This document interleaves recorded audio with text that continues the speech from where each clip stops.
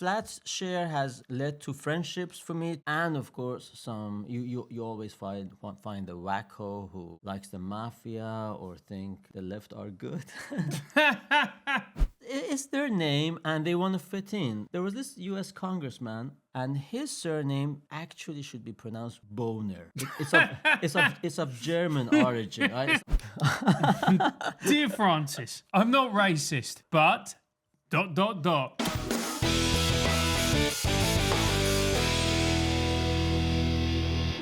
Hello and welcome to Francis Foster Sorts Your Life Out, the show where I indeed sort your life out. Any problem that you have, we sort it out. Bear in mind, I'm not a psychotherapist, physiotherapist, none of that.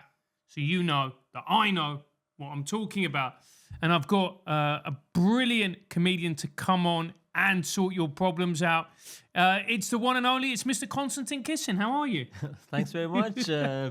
What can I say? I'm Konstantin Kisin. No, of course not. It's Nicholas De Santo. We've known each other for a while, Nicholas. How did we meet? Well, you were my first comedy coach. I was. So whatever I do, for better or for worse, you are responsible. Let's go with that. Yeah. No, the way I'm going to frame it, Nicholas, is if you're funny, I'm going to take credit. Right. And if you're not funny, it's because you didn't listen. That seems fair. Yeah, that does seem fair. How have you been? I listened very attentively, though. Yeah, I've been well. Just back from a couple of gigs in Boston, Massachusetts. Nice. Yeah. How was it? Very well. I opened for Leonardo Joni, and then the next day for her fiancée Quinn Dale. This was a big famous club called Nick's Comedy Stop. Apparently one of the oldest, or arguably the oldest, club in Boston. So I had the pleasure of being in the lineup with him. A great crowd, and my first time on the Eastern Coast. So all good. Yes, Boston. For those of you who listen and don't know, Boston is a very, very famous comedy city. It's given birth to brilliant comedians like Bill Burr, Louis C.K., Joe Rogan, amongst others. It's actually very famous as a comedy city. I think I haven't been to Nick's Comedy Stop. I've been to, I think it's the Boston Comedy Club I've been to, and it's the Boston scene, as it was known, was very famous, very famous. And this Nick's Comedy Stop, apparently it was off the radar. It had some troubles with the old management, and now this guy, Italian American, because you know Boston, a lot of Irish and also Italians, Matt Nishi, who is also a stand-up comic, so kind of understands the craft. So he has basically revived the fortunes of the club and is back on the scene. Incredible. Now you are a right-wing comedian. How is that going for you in the UK?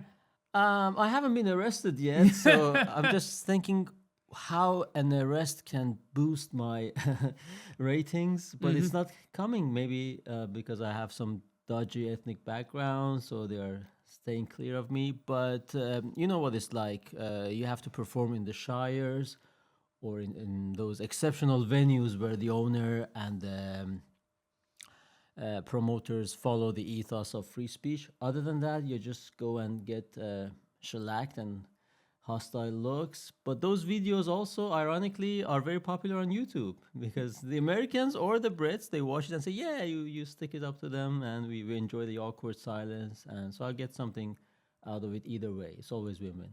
Yeah, it's interesting. Before we go on to the thing, what did you think of Andrew Lawrence's debacle? Did you follow this? Yeah, I did, and I think it was a good joke. I don't know how controversial I can get on You this. can get as controversial as you want. You're a football fan, right? I am a football fan, yeah. You know, there is this club which has a history of causing trouble, to say the least, and disasters where people have actually got killed. And it's always the same club, and they are the best at playing the victims. What's up with that? You know, I'm a football fan. I'm an Italian football fan. I mean, your boys. Let's be fair. They're not so innocent either. The ultras. I agree, but which European country, probably the first and only time it happened in the world, was banned? All clubs of this nation were banned from the football scene. The country that gave football to the world. And this happened only for England because of Liverpool. We know we are talking about Liverpool. Yeah. The only time this happened, when I was younger, it happened to South Africa when they were banned from the international scene, Yeah. and Yugoslavia. So Liverpool put English football on the map with genocidal Yugoslavia and apartheid South Africa. The only equivalent, modern equivalent, is now Russia because of the war in Ukraine, right? So we had the Hillsborough tragedy, where they blamed the police and the sun and all that. But only 4 years before Hillsborough, we had the Heysel tragedy. And which other club was involved? Liverpool. And who got killed? Exclusively Italian fans. And it led to the ban, which I just mentioned. So Andrew Lawrence makes a joke, and I think it was a good joke. You might say it's in poor taste, or it's too dark, or it's too soon. But to be banned by comedy clubs, no less, I thought this country was supposed to have the best sense of humor. I mean, we don't have the best sense of humor. I will push back on one element of it, which is the Hillsborough, because that was found to be the fault of the police through independent investigations, and then they lied, and then they covered it up. So that is. I mean, you can always do mismanagement. You can always do. Yeah. Of course, you need to open more gates and not let people who don't have the tickets. But ultimately, who stampedes and who pushes? It's not like a bomb has went off. Yeah, but I don't want to get into this, obviously, because it's another story that would be for another day. But ultimately, it's the fans who had no tickets and crushed each other, and it's a tragedy. And of course, the stadium managers and the police have a duty of care, and there were shortcomings. But whenever something happens, Liverpool is involved, just in case of Andrew Lawrence's story. I would say, last time in Paris when Liverpool played a Champions League final, that I would concede that it turns out that it wasn't actually Liverpool fans, but it was people in the suburbs of Paris who had ambushed them. Of course, but they're French. You can't trust them. Well, and again, how French are they? But that's another. Let's not go there. Right. So I would disagree on the Hillsborough. I think, but obviously Heysel was an awful tragedy.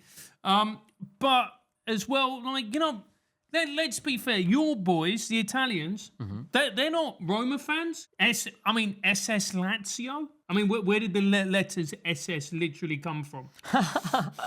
Okay, well, for the sake of accuracy, SS stands for Società Sportiva, which is a sports company or club. But to be fair to you, and I can see why you would have that impression, in Italy, sometimes le tifoserie, or the ensemble of the fans, can have also political allegiances. So some fans of specific clubs tend to be more right-wing or more left-wing. Yeah. And in case of Lazio, they tend to be more right-wing. And everybody, maybe you imagine, you remember Paolo Di Canio with his Roman salute, Yes. and all that. So, but Italy has never been banned from world. I'm not saying I'm a fan of disruptions or all that, but Italy has never been, or any Italian club has never been banned from European competition for 4 years. All English clubs, this happened. This was unique. We played European football with. You remember that without the English. Yeah, and I know. everyone else had to pay the price for what Liverpool did. And they were convicted in Belgium. They were sent to jail. Look, it was a tragedy. They were at fault. It was utterly indefensible. Going back to your point about Paolo Di Canio, one of my all-time, I'm a West Ham fan. I love Paolo Di Canio. I love Paolo Di Canio because he was an incredible footballer. Jack, our producer, loved Paolo Di Canio for his politics. So maybe you should introduce me to Jack a bit more. Yeah. Jack, Closely later. Yeah. Jack would be at every one of your gigs. And I want to go to his gigs. Yeah. And Jack, associations. yeah, Jack does. He doesn't really do kind of comedy. It's more kind of political speeches that he does. But And shooting. Yeah. Ranges. yeah, exactly. Top off. Tats out, Going off the grid, preparing for the next phase. Yeah, I mean, Jack shares.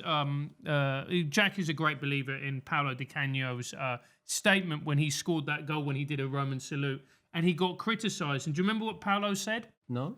He said, when they said to him, "You're a racist," he went, "I'm not a racist. I'm a fascist." Right. Yeah, well, there is a distinction. I mean, there is overlap, but Yeah, there is an overlap, but you can be a fascist and not be a racist. You can be a fascist and not be a race. I would I would agree. Yeah. I mean, nowadays, even what is racist? Because if you say I want less immigration, you're automatically racist. So I think you can be a fascist and not necessarily racist. Yeah. Because people think that fascism, they associate fascism with Nazism, which, Nazism had elements of fascism, had a lot of elements of fascism to it. It wasn't purely fascism. It was also, socialism thrown in there a little bit as well.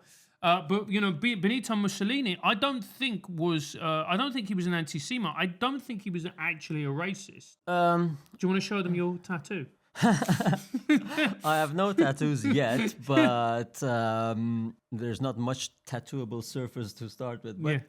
but listen, you can say there was a difference. Of course, fascism and Nazism Yeah. had a lot in common, and Hitler was inspired to a great extent by Mussolini. Ironically, I mean, the only two countries he liked and respected in Europe were Italy and Britain. But you can, even when you look at the Italian colonial experience, for example, they sort of, I know this is controversial, but there was a more benevolent once we got to the administration, because Yeah. at the beginning they wouldn't just surrender these Libyans and Ethiopians. So we had to go hard and do war crimes and chemical gas and all. But Yeah, I'll take back the bit about not being racist. Let's reel that back. That was just war, But and Italians were pioneers in aviation and bombardment and all that. But once we conquered them for those 35 days that we had Ethiopia and Somalia before losing the Second World War.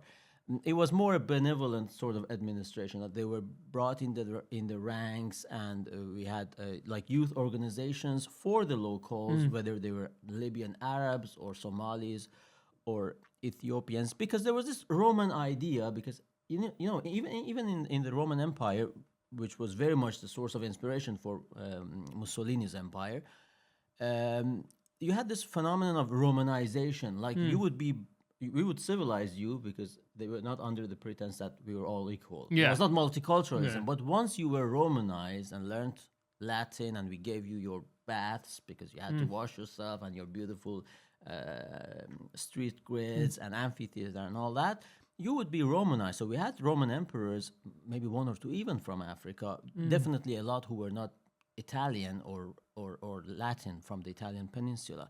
So, and of course, to be fair, we should say that Mussolini's regime also got on board with the whole deportation of Jewish people and all that.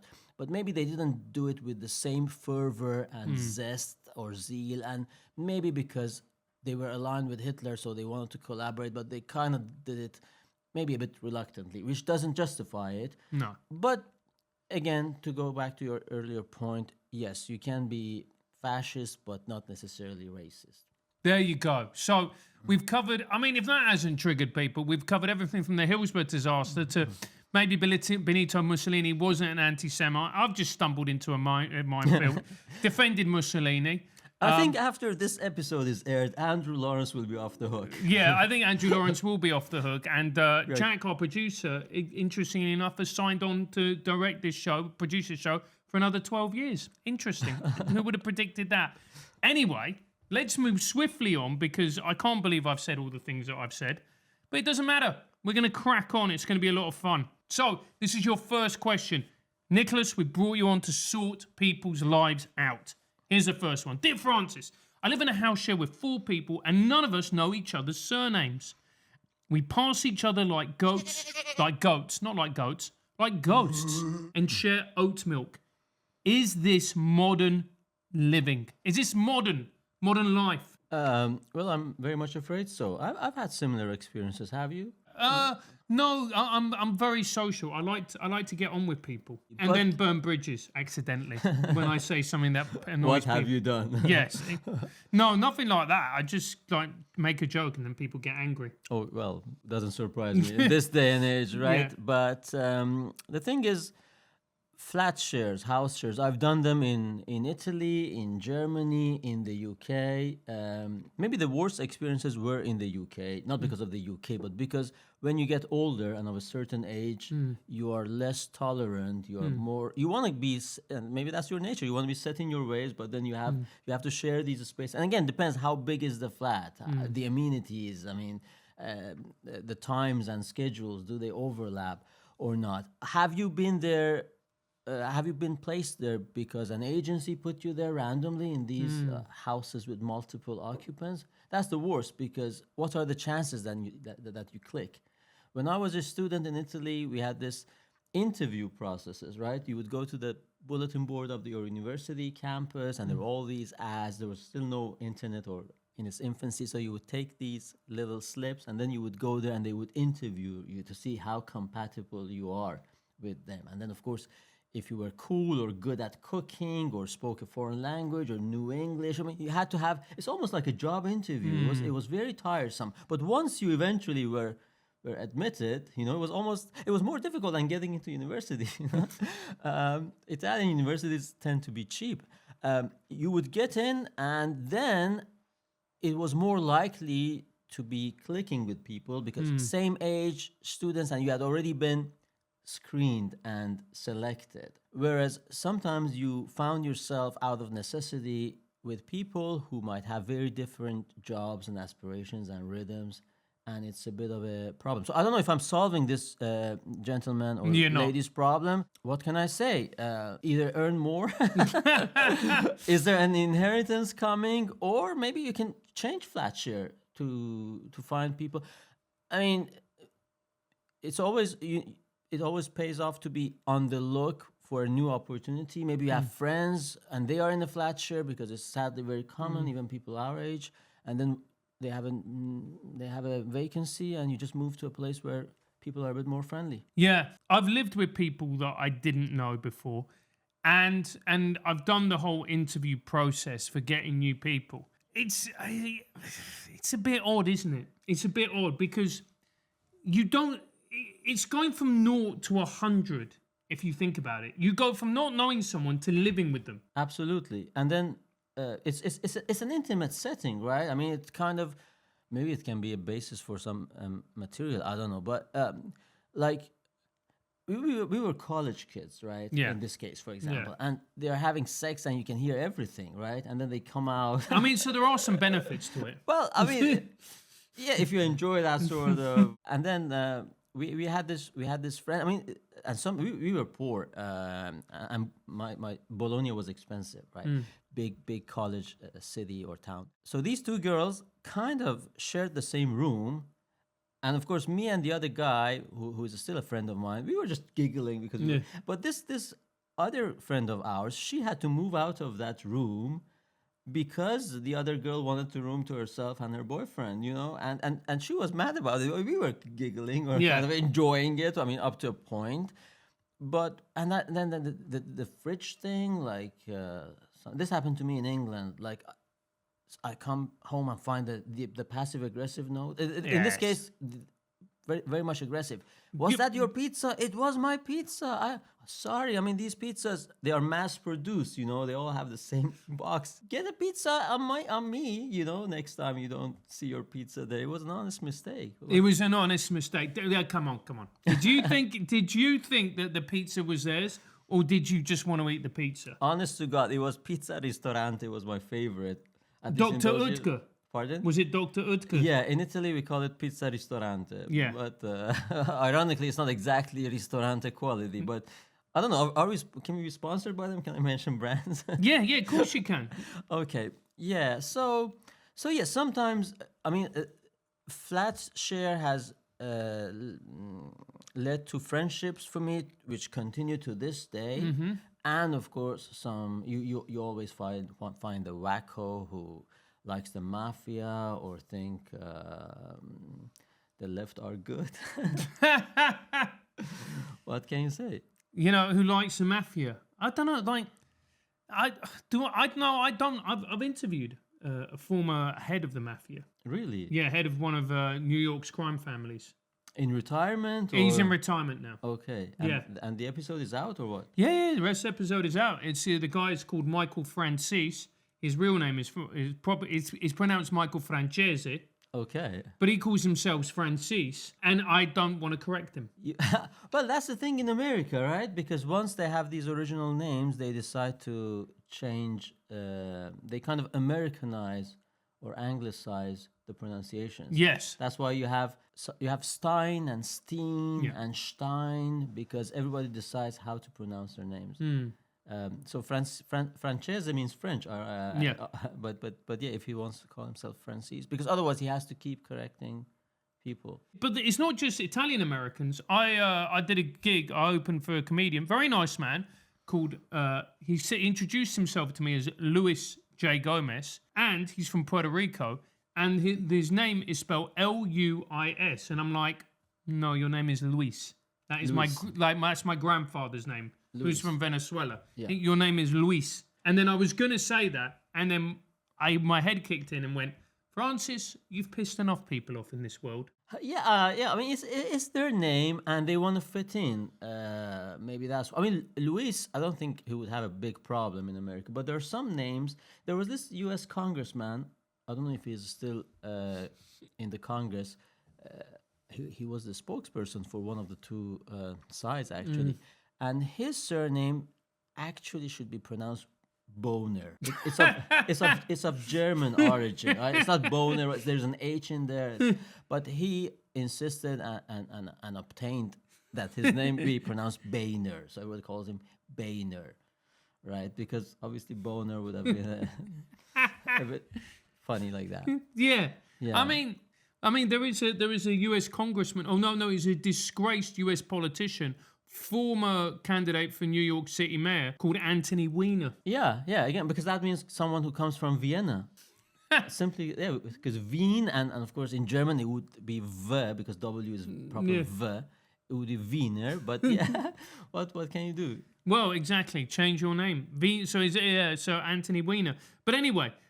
Just in case you haven't worked out, Nicholas is right wing, so he just basically went, you need to earn more money. There you go. Yeah, I mean, to be fair, the state needs to take less taxes from our poor friend so that he has the possibility to have more money in his pocket and, pursue his aspirations. And also as well, here's a right wing talking point. The government needs to relax regulation on planning laws so more houses can be built, therefore bringing down the price of housing. Yeah, in but this not in country. front of my house, though. There you go. Yeah, well, more building, absolutely, but only on the so-called brown land, not on green land. No, not on the green belt. Okay, there we go. So classic NIMBYing from Nicholas. Right, let's talk about grooming. Not that kind, the proper kind. If you want to tidy things up downstairs without looking like you've lost a fight with a hedge trimmer, the new Lawnmower 5.0 Ultra in the white hot edition is the tool for the job. It's got skin-safe technology, dual blades, and even a light, because shaving your crown jewels in the dark is a terrible idea. Trust me, I've done it. Ooh, not good. It's waterproof too, so I can sort myself out in the shower and pretend I've got my life together. Of course I have. Look at me. Plus, the white and gold design, very slick. Looks like it belongs in James Bond's toiletry bag. There's a reason we've been working with Manscaped for 3 years now. Because they pay us. Of course they do. They're reliable like that. No, because they're the best. The quality of their products and customer service standards are second to none. Go to manscaped.com and use code TRIGGER15 for 15% off your entire order. That's TRIGGER15 at manscaped.com. Trim like a gent, look like you meant it. Doesn't even rhyme. Dear Francis, I'm a Ukrainian in Canada. And Camden. I'm sorry, that's true. Dear Francis, I'm a Ukrainian in Camden, and my kids' classmates keep asking if we fled bombs after seeing war clips online. It's stressing my son out, and I'm tired of oversharing our story. How do I deflect without making him the tragic immigrant kid at school? That's a tough one. It doesn't say if they actually saw bombs or bombing or just got out before things got nasty. I get it. It might be annoying as a person who also is of Iranian origin. There are times that you don't want to talk to the people about the future of the Middle East, which is exactly not a easily solved situation. So I totally get that. But then again, you also need to be clement to people for their curiosity, right? It's legitimate. Okay, what happened? Or what is what's your life story? It's just because they want to be, they want to have empathy. They want to connect to you. Maybe they can answer the question, but then try to also emphasize other aspects of their life and anything else about Ukraine. Like, so we don't associate, or their classmates don't associate Ukraine just with the war. I mean, it's very hard because Ukrainian flag is all over the place, and for that reason, right? Yeah. Not for culture or sports, because there's a war going on and it's in the news and all that. I don't know. What do you think? What do I think? I think it's very difficult because people don't know a lot about Ukraine. So that's the one thing they're going to talk about. See, if this was the early noughties, you would talk about Sergei Rebrov, Andrei Shevchenko. Shevchenko, who was a wonderful striker, not at Chelsea, where he kind of flopped, but particularly at AC Milan. And Absolutely. Who did he play for in? I can't remember It was Rebrov and Shevchenko up front for I can't remember the name. It wasn't anyway. So you could talk about that. Whereas the biggest Ukrainian footballer at the moment is Mudryk, or whatever his name is, who plays for Chelsea, and he's famous for essentially being a flop and then getting banned for drugs. Well, you don't want that to be associated to your country, right? Yeah. Do you know or remember Sergei Bubka? Yeah, of course, a pole vaulter. Exactly. I don't know if he still holds his records, but there was this conspiracy theory, if you like, about him, because every week you watched sports news, and I watched a lot of sports news in those years when I was a teenager. Yeah. And every week he was improving his record by 1 centimeter. And there was this theory going on that he can actually, jump much, much higher. But to get the publicity and the attention, he's just improving it 1 centimeter at a time. I don't know if it was true or not, but yeah, he was a legend, a Ukrainian legend as well. He was a Ukrainian legend. Dynamo Kiev, that's it. That's who he played for. That's who those boys played for. How do you get into pole vault? Do you know what I mean? Like, how do you do it? Like, it's a pretty extreme sport. You have to sprint, you have to put it down, and then you basically have to lever yourself over it. I mean, unless you see it on television or your dad takes you to an athletics tournament, you don't even, where do you get the first stimulus or motivation? Yeah. But I don't know if it was Tony Robbins or one of these NLP self-help books telling a story about the kid who kind of sucked at sports or thought so. And then one day he throws kind of a stick or whatever very far. And the coach says, okay, you can throw javelin. And suddenly he becomes a javelin thrower. It's just be in the right place, right time. And you discover that, you like to have a long pole and just stick it there and go all the way up and clear the barrier. Do you know Anton, who is one of the original people who helped to set up this company? You know Anton, our first producer, and still works at this company, and we love him dearly. He was a big fan, when I used to live with him, of watching under 23's international female pole vault. Oh yeah. He loved it. They are fit, aren't they? Yeah. I think, and I asked him about it, and I've got but he absolutely loved it. But why not the triple jump or the high jump or? I think there was something about the under 23's female pole vault, not the male. He liked the moment they would be upside down. I just think he found it particularly pleasurable to watch. Yeah, I think the moment they arch their back to go over to clear the barrier, but that also you have it in the high jump, No, but he didn't seem to. I think there was something particular about under 23 female pole vault that he really liked. And not above 23, under 23. Under 23. So they were basically from the age of 20 to 23. Okay, very specific. Yeah. That's a man who knows what he wants. Yeah, that is a man who has found what he likes and is just doubling down on it. Yeah, well, it's a blessing. It is a blessing. I wish we were all like him. Yeah.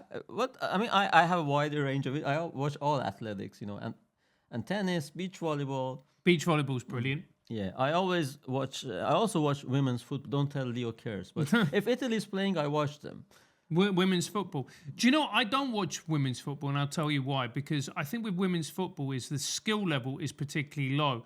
But I do like watching. I prefer watching women's tennis to male's tennis because it's less powerful and more skillful. I think, All right, not because of the grunts. and the crunch. Okay. Yeah, I mean, I acknowledge that women's football is not at the same quality. Yeah. But you go and even watch your kids play football.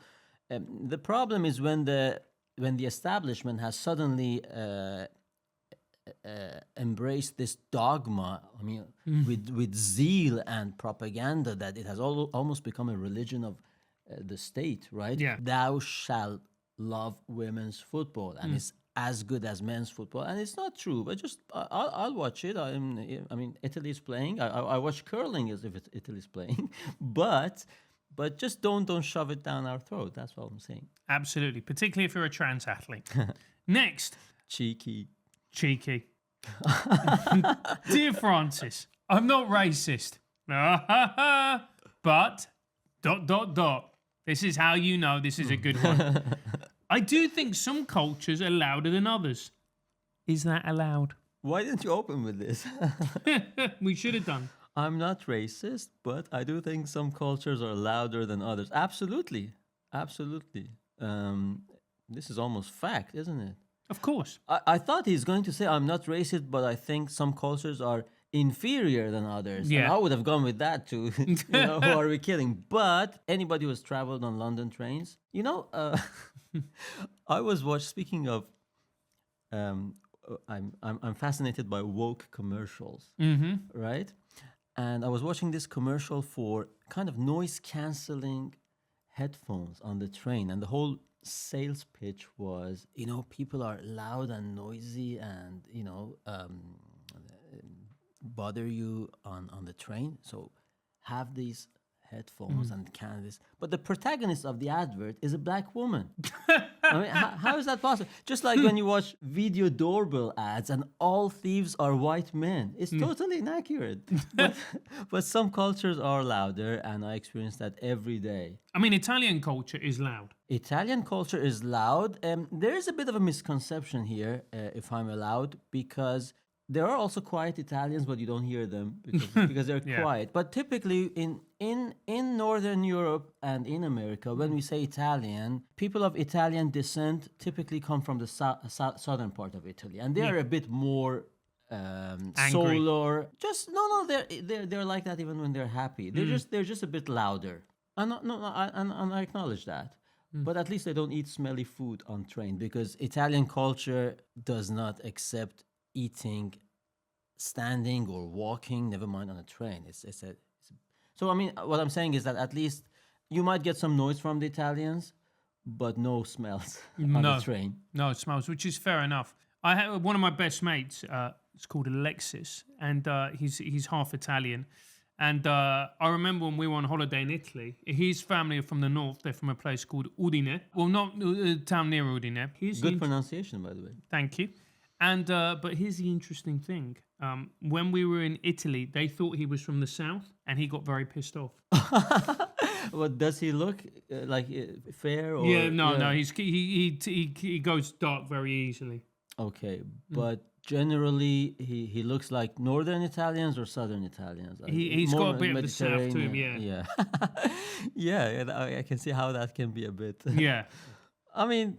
Yeah. The north-south divide is strong in Italy, and of course you are familiar with that in England as well. But here it's the other way around. Yes. In Italy, the north is richer and more disciplined and more quiet. Yeah, and our north, it's not their fault. They just can't help it. Yeah. Let's see what Andrew Lawrence thinks about.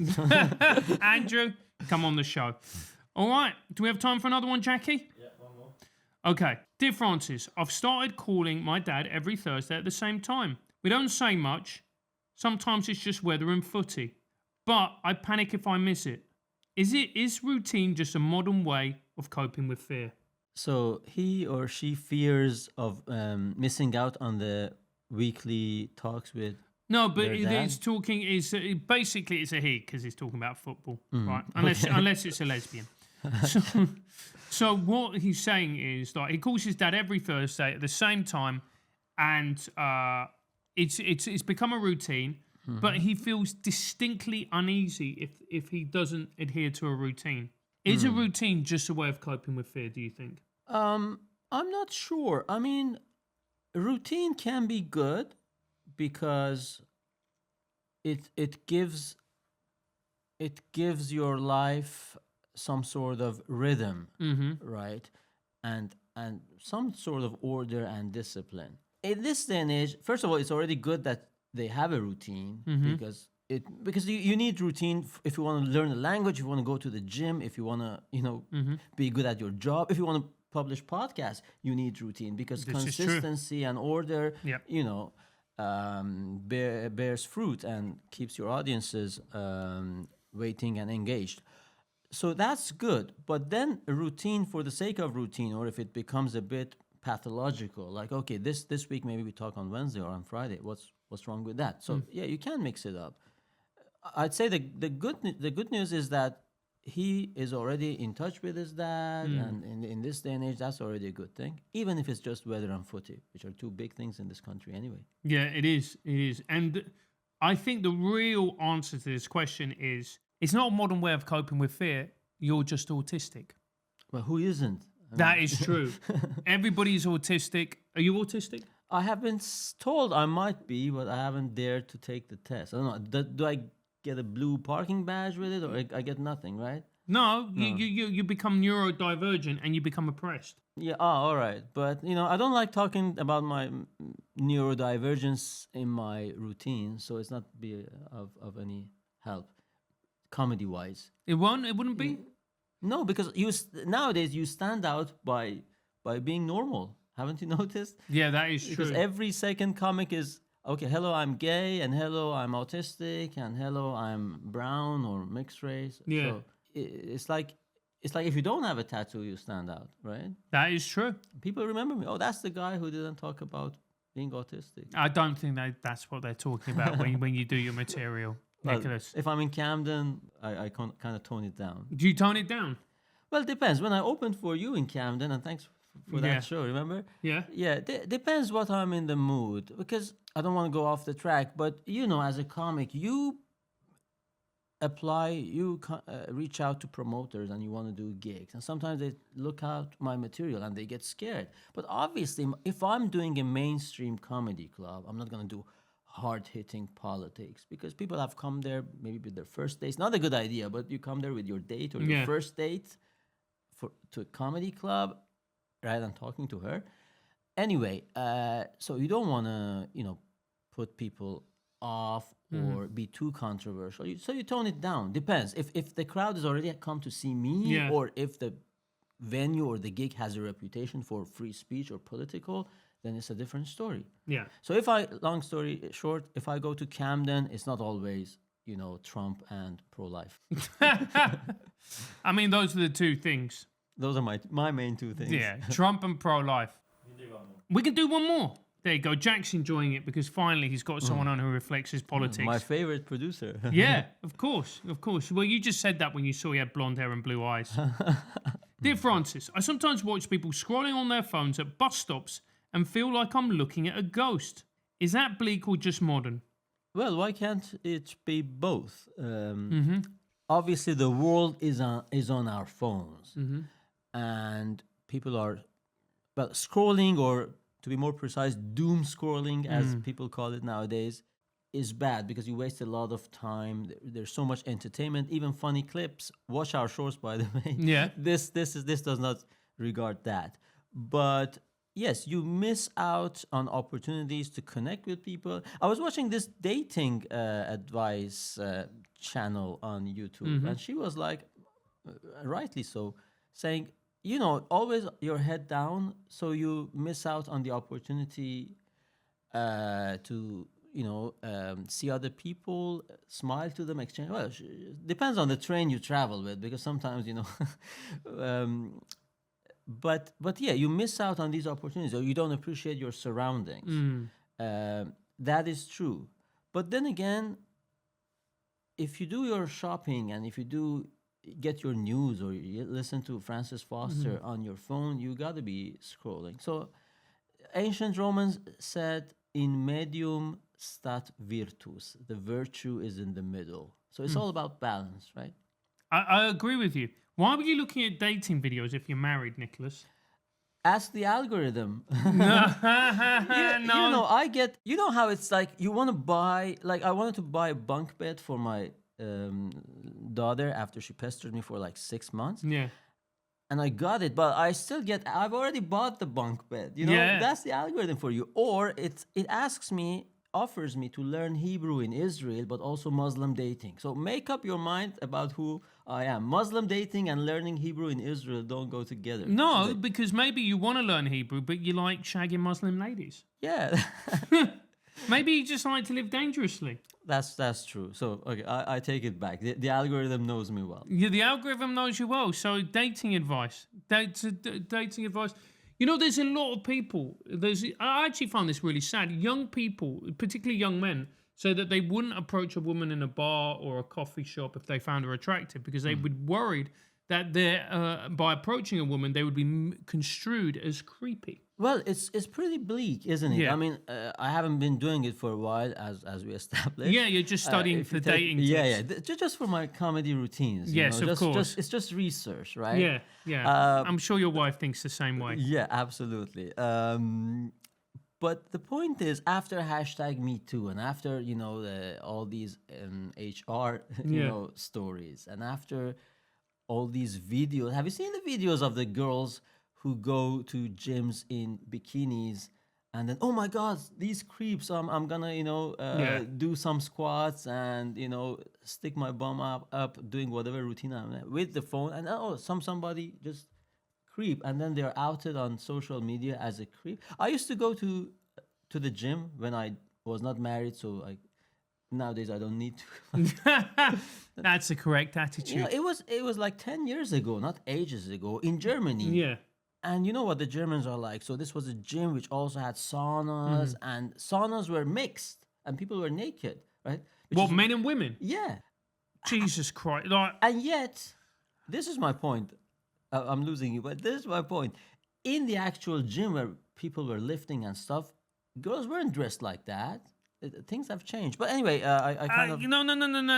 Let's rewind, right? Okay, rewind. Right, okay. There was a mixed sauna, men and women naked. Yep. Which is why I joined.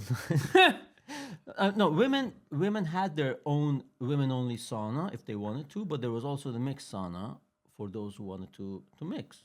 And they came in naked. Yeah, that's Germany, but maybe they have changed. This is also funny. There was this swimming pool where I was. But I don't know. Come on, man. Like they came in naked.